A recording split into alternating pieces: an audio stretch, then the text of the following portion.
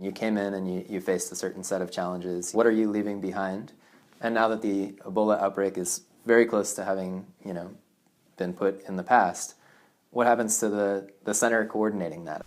As you were talking about a silver lining, everything we did with Ebola, we did with one eye on the virus, but then also another eye on the long-term strategic interests of the country. This business of increasing the capability of my Sierra Leonean staff eventually evolved into what we called the Situation Room Academy.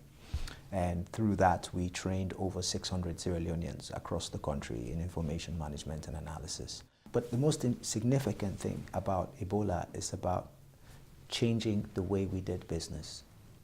And that is the key thing. We made sure that every decision every problem we identified was described by data and analysis, not anecdotal evidence. And every solution that we designed was based on data and analysis. And to go further and audit the efficacy of those solutions. But not to stop there, to also stop and say, well, if it worked, let's scan the Ebola response and see what other problem we can apply the same strategy to.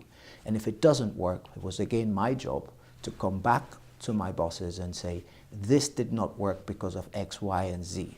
Either we were looking at the wrong indicators, or we were not analyzing the data properly, or whatever reason it is, and then come up with alternative recommendations for how next to approach the problem. Making sure that we are transparent and accountable. When we make mistakes, we say we've made mistakes, because Ebola required the public to trust us.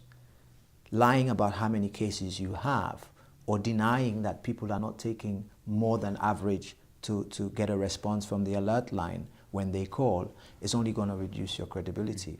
So making sure that you share your problems with the public, you explain to them why you have the problems, you explain to them what you're doing about fixing those problems, you then get their buy-in. That way of doing business is what we would like as a legacy of the Ebola response to become embedded in the DNA of government business in our country, revolutionizing our approach to public administration and service delivery, giving people ownership and making ourselves accountable.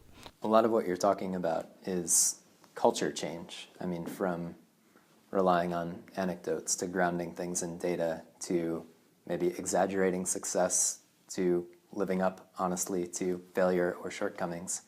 It's notoriously difficult to achieve that kind of culture change. Are you seeing it happen? The evidence for me that it's happening is that the president has become extremely impatient. So now he demands from his ministers and agency heads the same level of rigor, demanding the same sort of stuff that the Situation Room used to feed to him. From my side, a few of the examples of how I've seen things change in the way the government is doing business. First of all, the president has established a delivery team to focus on recovery.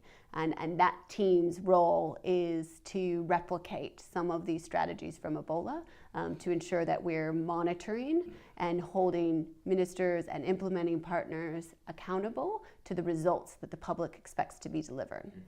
So that's a move straight from the president, supported by international partners, and that's moving forward.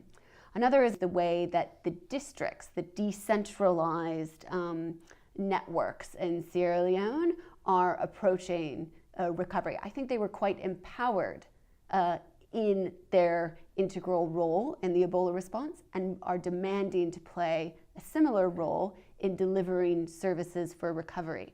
So particularly in areas of education, for example.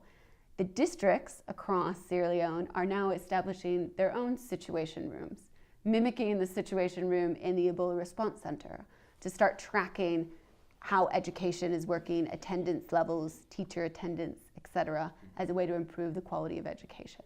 So I think we are seeing some changes, not only what citizens are demanding from the government, but lessons that the government has learned on how to deliver and to deliver quickly, and how to coordinate with international partners that are translating into a new way of doing business in Sierra Leone.